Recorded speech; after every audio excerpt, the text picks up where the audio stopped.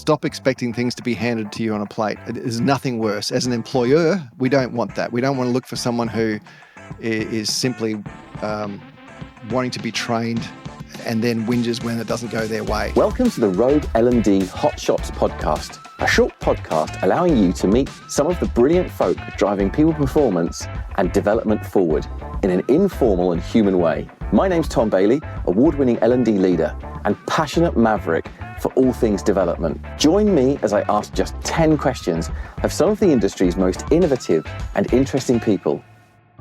Tell us about yourself. Hi everyone, I'm Dan Hill. I've had three big parts of my career. I started in the Defence Force and the Air Force back in the day as a radar and communications technician, and that was fun and games in the late 80s, early 90s. Then I went into retail and wholesale for a long time in consumer products, so fast-moving consumer goods.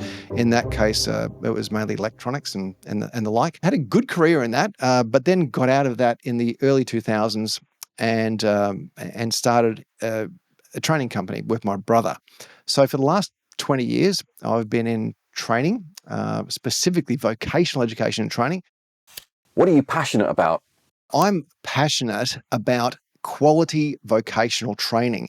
Now that starts with the trainer. It starts with having people standing up in front of classes or in front of Zoom screens, knowing what they're doing, how to get adults learning the best they possibly can, coming out with outcomes that are immediately applicable. I'm really passionate about that. So it gets me riled up when I see things that aren't going well, and I want to have an impact on that. So we do talk amongst ourselves in this industry, and we would love to have a way more impactful voice, if you like, within the sector to make sure trainers especially come out the other end of their training ready to go and meeting the needs of whatever industry they're training in. What's the best L&D you've seen? The best example I've ever seen, and I've only ever seen the example of it, I've never actually been involved with it, was what I think the Khan Academy is doing over in the US with their online training, and how they are how they have embedded AI from the very outset to try and best meet the individual needs of individual students. That sounds like what we've always wanted to do, but due to scale, due to cost, we haven't done that. Whereas they are really taking the bull by the horns and investing where it needs to be invested to try and have a learning experience for people that is 100% customizable, 100% individualized. So that at the moment, without really being involved with it, looks like the way I think the industry is going. Favorite hand gesture? My favorite hand gesture is thumbs up. Why? Because whenever I send a tweet or an X, whatever these days, if I send a message or a Teams message on our Teams chat, there's thumbs up come up everywhere. And I'm kind of sick of it, because when I say my favorite, it's my most used. It's not necessarily my favorite. I don't think I have a favorite hand gesture, really. No. Maybe it's this. Maybe it's just like, come on, just throwing your hand, your palm up in the air. And I use that to gesture to people in classrooms if I want them to answer me and, to maybe ask a question or whatever. But I guess that's the one I use the most. And if it's online, then it's the thumbs up. One thing you didn't learn? For me, it was coding. Okay. Again, long story. When I was a teenager, our mother bought us a TRS-80 computer, which was an old Radio Shack or Tandy back then. And I learned to code in BASIC because it was just fun to do. And I tried to build little programs, and my brother did too. And then I joined the Air Force and learned digital communication. So I thought, this is in my blood. No worries. I built a computer when I was in the early 90s, and a couple of them actually. And then I just stopped. And then coding changed, and I didn't change with it. So now I look at coding and I got no idea what it is. So I tried to learn. I did the CS50 course with Harvard, which is an online free course, unless you want to do the assessment. It's about $300 or $400. Very, very, very good online course, can I say? But I thought, why am I doing this? I'm not going to build an app on. I don't need to, get into my website. And then ChatGPT came along, and you can do half the coding on that. So I'm like, okay. So what I didn't learn was coding. Why I didn't learn it? Laziness. Secondly, I just missed the boat, and now I feel like I'm too far behind.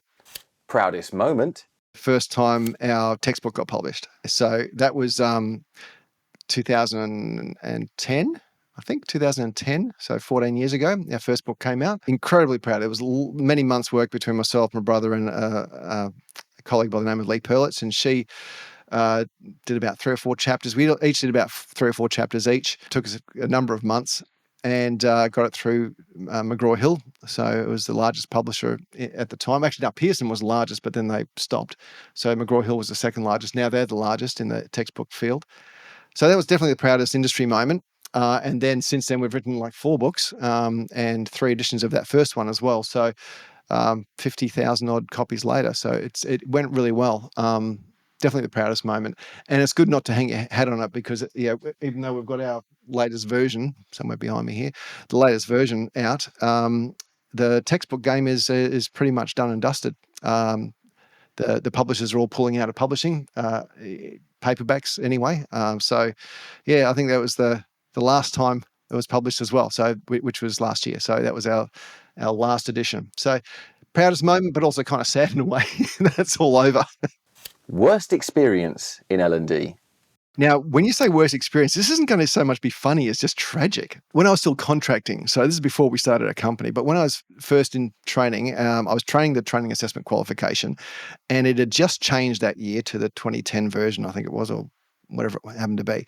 And I got the privilege of training it for the very first time for this organization, which later went on to become a very, very large RTO that everyone would probably know of. But anyway, I was in a room with about 12 people. First time they'd ever seen it, first time kind of I'd ever trained it. And the mix of people in that room included, for example, an electrician, a mine site blasting operator, a retired teacher, and so on. There was a real mix of people. And the room was small. It was hot on one side and cold on the other. We had one person freaking out because there was so much information in such a short period of time that they were going red. And this was, on it went. Anyway, it culminated in a couple of interesting things. Firstly, we used to teach, obviously, work health and safety from a training point of view. If you're training someone in anything, you've got to make sure the training environment's safe because you're ultimately responsible as the trainer or assessor. And in doing so, we used to show videos, right? And we don't anymore. This is a lesson learned, right? But we showed a video. It was quite famous at the time of a guy being distracted driving a taxi, and the taxi rolled. Now, you don't see anything more than the in-car camera of the taxi rolling, right? And that was it, and it was just stopped. Anyway, so there's no gruesomeness or anything. But one of the attendants in the class, she got up and left, and we never saw her again. And I found out that her partner or husband had passed away in a car crash only 6 months earlier. So that was a disaster. So that's the worst experience in training and development.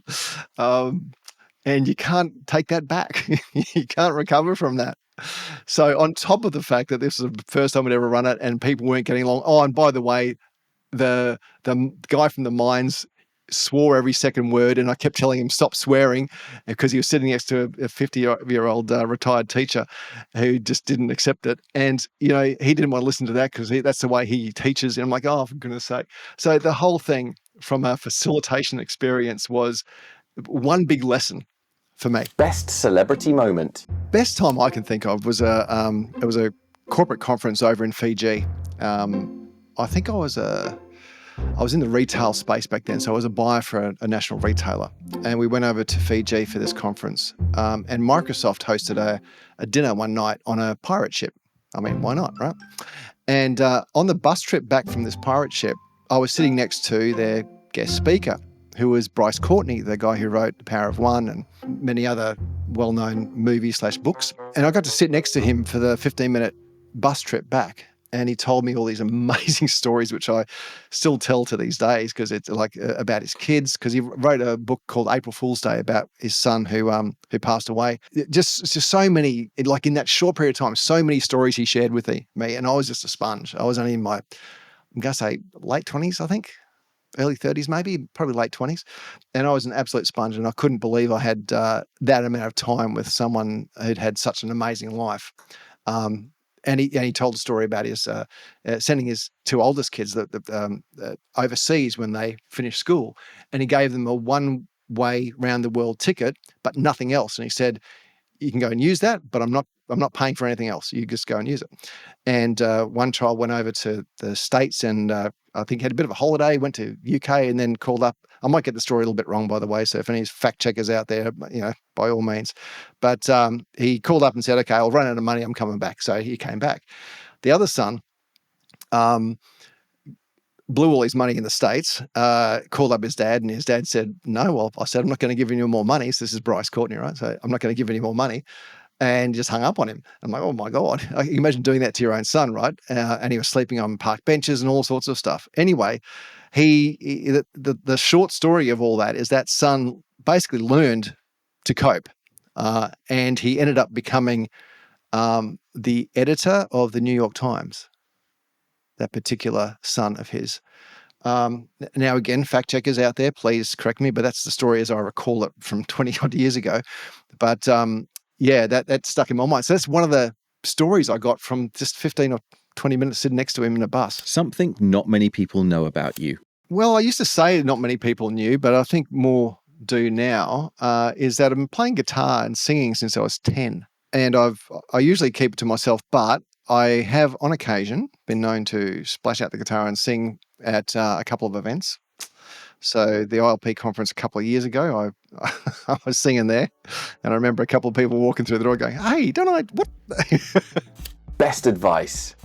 Oh my God, work ethic, for goodness sake. Stop expecting things to be handed to you on a plate. There's nothing worse. As an employer, we don't want that. We don't want to look for someone who is simply wanting to be trained and then whinges when it doesn't go their way. So from an L&D perspective, that's in the hiring process, I guess. If you're hiring the right people, you're looking for people who are self-reliant, who have some, obviously empathy for others, but are also, they take account.